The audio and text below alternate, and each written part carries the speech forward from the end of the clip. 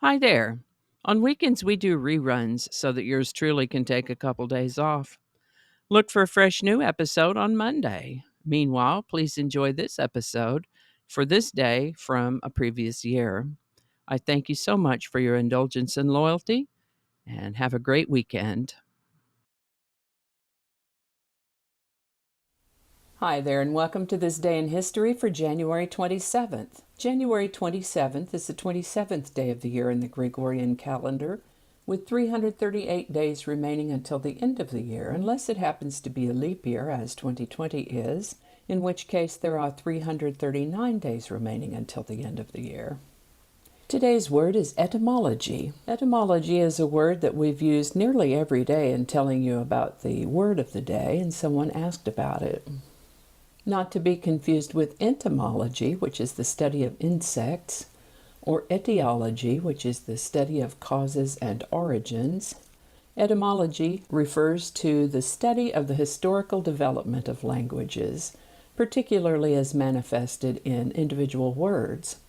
The origin and historical development of a word, the derivation, quotations, an account of the word, historical development of a word as presented in a dictionary or the like. Etymology comes to us from Middle English, etymology, and before that from Old French, etymology with a different spelling, which came from Latin, etymologia, and ancient Greek, etymologia, from etymon, which means true sense, and logia, which means study of, which comes from logos, which means word or explanation.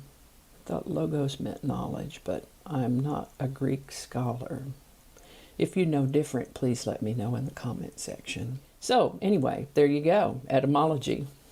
I want to take this moment to remind you that links to my research are included in the show notes, and to ask you to go ahead and click that like button, subscribe if you haven't already, and let me know your thoughts in the comments section.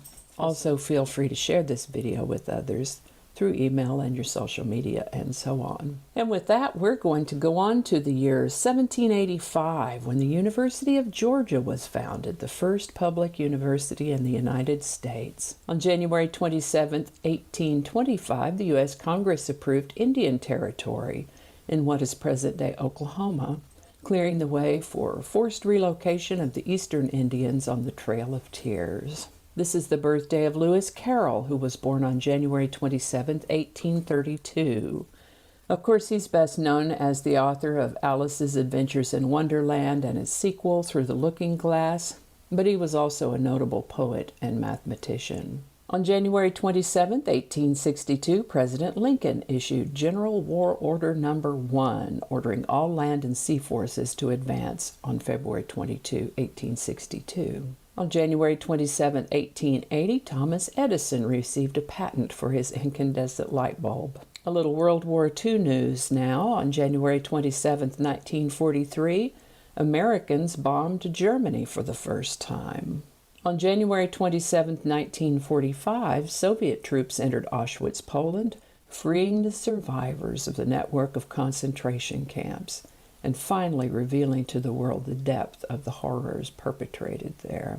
1951, detonation of the first series of nuclear bombs took place at the Nevada test site on January 27, 1951. And on January 27, 1971, the Paris Peace Accords officially ended the Vietnam War. And that's all I have for you today, although many, many, many, many more things happened on January 27th throughout history. We're going to let that wrap it up for us today. As always, links to my research are included in the show notes. Thank you so much for watching. Give it a like if you enjoyed this video. Consider subscribing if you haven't already. Feel free to share this video and let me know your thoughts in the comments section. Thanks again, and I'll see you next time. Test, test, test, test. An account of so many mistakes. Let's try something different here. All right, do that again. There's a good girl. Good girl. Come on now.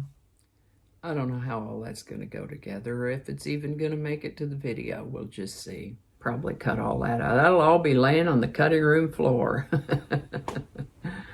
So I'll just do that whole thing over.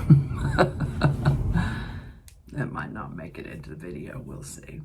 Oh, that little birdie. I think I have birdies nesting in my shrubs out front. Changing it up.